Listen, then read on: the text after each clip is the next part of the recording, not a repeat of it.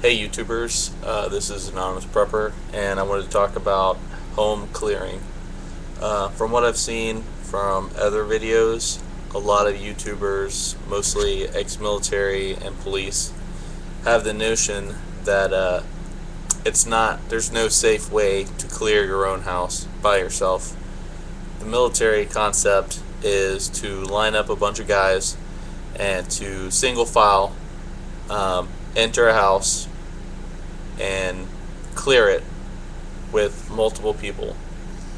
And I believe that that's just as unsafe for the very first person coming in the front door, because military concept is the first guy in the door might get shot, but they're not going to shoot everybody. Well, if you're clearing your home by yourself, you might get shot, but it's better than not doing anything. So I just wanted to go over some of the procedure that I follow when practicing home clearing. A couple items that I use to practice. Here I have my home defense gun, which is the PT 24/7 Pro DS by Taurus. Yeah, it's a little cheaper gun. It's not gonna be your Smith & Wesson or whatever you might have, but it was a good price, and it does what I need it to. With that, I have two magazines. I might not carry both of them. If it's in my practice, I do, but I might not in the middle of the night. But I also have a Phoenix LD20 180 lumen flashlight, 3-setting flashlight.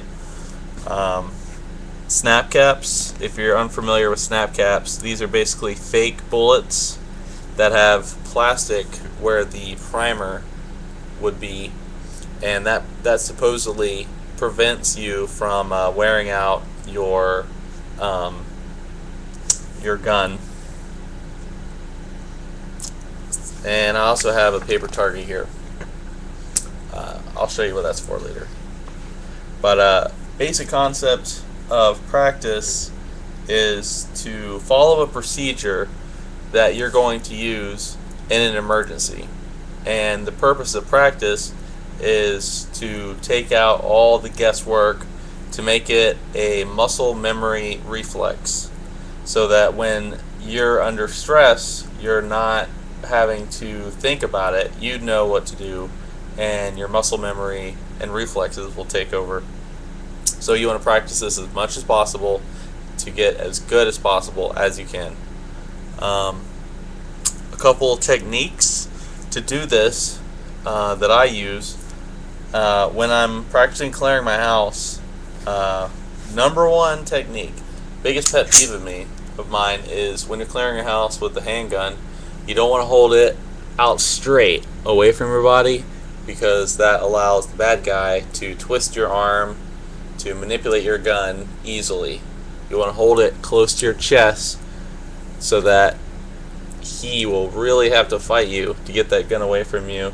And all you have to do is point your body in his direction and pull the trigger, and before he can get your gun away from you, or before he can put it, push it onto yourself, you can get a couple shots off and hopefully wound or kill the perp. So that's rule number one to me, is when I'm clearing the house, I have the gun close to my chest. If I am firing, it's just more comfortable for me to it's close to my chest, and when I fire the first shot, when I see somebody, I extend and I take a shot. And that's just the way I can't train myself not to do it. I'm not going to fight my natural reflexes from all the time being on the range. It's just natural that before I pull that trigger, I extend. But that's your own preference. If you're in a struggle, obviously you're not going to be able to extend. You're just going to start shooting. But that's what I do. Number two is to always have your gun in the same spot, in a place that's semi easy to access if it's for home defense. In a non-WROL situation, everyday situation, it's going to depend on whether you have kids or other family members. or if you're worried that one of your family members might just take your gun or steal it or something. I don't know. I live by myself, so my gun is on my dresser every night, loaded. I don't have one in the chamber, but I will have a full magazine. And well, let me show you. That's a snap cap. It's not a real bullet, and I don't have any. There's no bullet in there. With snap caps, especially, you want to practice safe handling of guns. Before I practice, I always check both magazines, even if I know that there's just the magazine has snap caps in it and they're already in there. I take all the snap caps out. I look in the magazine. I put them back. I check both magazines to make sure there's no ammunition. I check inside the chamber. I check double thoroughly when I use snap caps, because it's so similar to real ammunition, and it would be just too easy to load in a real bullet and then put a snap cap on top and think that you have a magazine full of snap caps and really have a live round in there. So with snap caps, you got to be extra careful, and you still follow the 4 basic rules of gun safety. Never point a gun at anything you're not willing to destroy. Don't cover the muzzle of the gun with anything. Keep your finger straight and off the trigger until you intend to shoot. Always consider your target's foreground and background. And I don't know, what's the last one? You tell me. Good training. I always forget one. But I always try to practice safe shooting. Okay, I have a Phoenix flashlight here. I already talked about that, and targets. Okay, when you're clearing your home, you have to know your home before you can clear it, and this is where the practice comes in. When you first start practicing, you're gonna make mistakes. You're gonna walk into the middle of your room, and you're not gonna know where to go. And what this practice is gonna do is train you what you want to look for. Personally, every time, now that I've done it, maybe a couple hundred times, I just fell into a procedure that I find really works really well for me in my house. And I've learned that the best way to be safe and as efficient as possible is to follow the same procedure exactly, and to have my house oriented in a way that makes it easier for me to follow this procedure. If I have all my doors, if I have a certain amount of doors closed when I walk out my front door or my bedroom door when I'm searching my house, if I walk out the door and I see other doors that are closed, I assume that there's nobody in them. I live alone, so those doors are closed and they are in the same position every night. So if they're closed, I'm assuming there's nobody in them. I keep my porch lights on, and I can see if somebody walks by my window. I can see outside pretty good, but they cannot see inside because it's very dim. It's not pitch black in my house. I have dimmer lights that are very, very dim, just bright enough to where I can see everything in my room, in my house in the middle of the night. But when you're looking in from outside, you really can't make anything out, because I have my blinds drawn and I have foggy glass on windows and stuff. And the only window that's not like that is my back kitchen window, but I have a procedure for that because I've trained. So that's just what you're going to do. I'm not going to go in what I do. I use certain objects in the house to my advantage. That's one thing I can go over.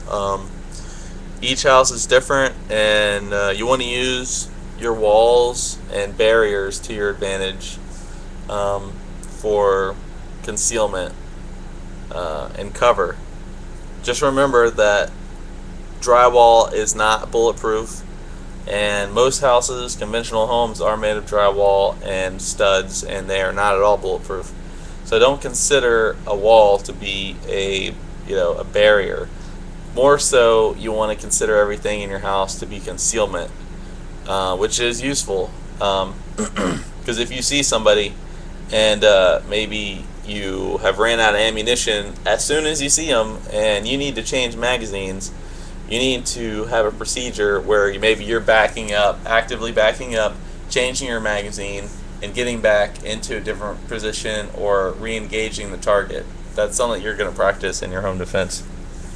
I have this target here because this is how I practice my home defense. I put targets such as this and others in different rooms in my house. I try not to look at them when I put them up. I put them up with a little piece of tape on different walls in different rooms. Always different orders.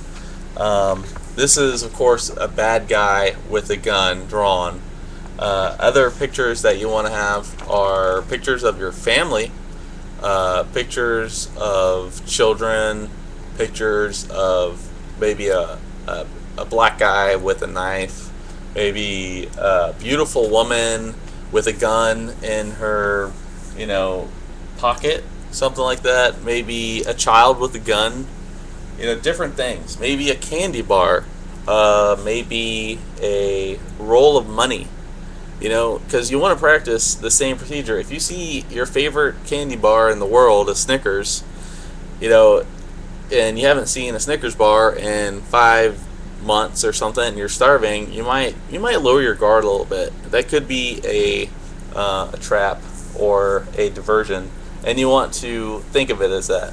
When you see something out of the ordinary, you want to assess it and make sure you don't lower your guard or focus on it. When you see something out of the ordinary, you need to be extra alert at everything, all your surroundings. Keep that gun close, look around, and proceed. Yeah, and the reason you want to have pictures of your family is because if you have family and non-violent individuals, is just because you are clearing your house with a gun doesn't mean you're going to shoot everything that's in your house that shouldn't be. If you come across a child, you're not going to shoot them. And you need to practice that, because if it's WROL and you're, stressed out, you're going to be, if you don't practice, you're going to be ready to kill, and you might shoot somebody that you're going to regret later. So you have to practice these scenarios with as real as possible. Now, if you can, get a mannequin and put a face on it or something. But I think paper targets work just fine. One thing with the paper target, have as much of a body as possible. Now, if you just have somebody's head and maybe a weapon, that doesn't tell you anything there. Where's his other hand? Is there anything in his pocket? Is there anything on his waistline? You want to have a good full picture of your perp, because this is what you're going to see. Either that, or you're going to see the back of them. Maybe that can be another picture you have, the back of a person. What are you going to say? Are you going to say, hey, who are you? Or are you going to say, put your hands up? Practice what you're going to say to different people in different situations. One very important target that you want to have is going to be a police officer. Different police officers. Maybe a police officer that's smiling at you. Maybe a SWAT officer with, a tactical rifle. Maybe a police officer with a club. Maybe a police officer without a club. Maybe a suspicious-looking guy that has a badge but doesn't really look like a police officer. You can find all sorts of pictures. I find all these photos online just searching, paper target bad guy with gun, and that would pop up. And just print them out and put them around the house. Try not to look at them. Maybe throw in a couple blank sheets of paper, and so each room doesn't actually have somebody in them. So when you're clearing, you're not every room. You don't expect to see somebody in there. Maybe you only have this, and then all the others are blank, and you put them up without looking at them, so you don't know which room the bad guy's in. Those are some methods you can use that I've kind of developed. I'm sure somebody else has come up with it, but I believe this is what the police use to practice, and the military use targets. But There's no difference between military.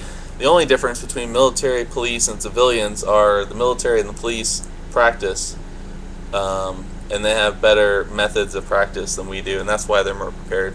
They're not superhuman. They're not any better than we are. They're just more prepared and practiced. So if you practice more than they are, you're going to be more prepared than they are.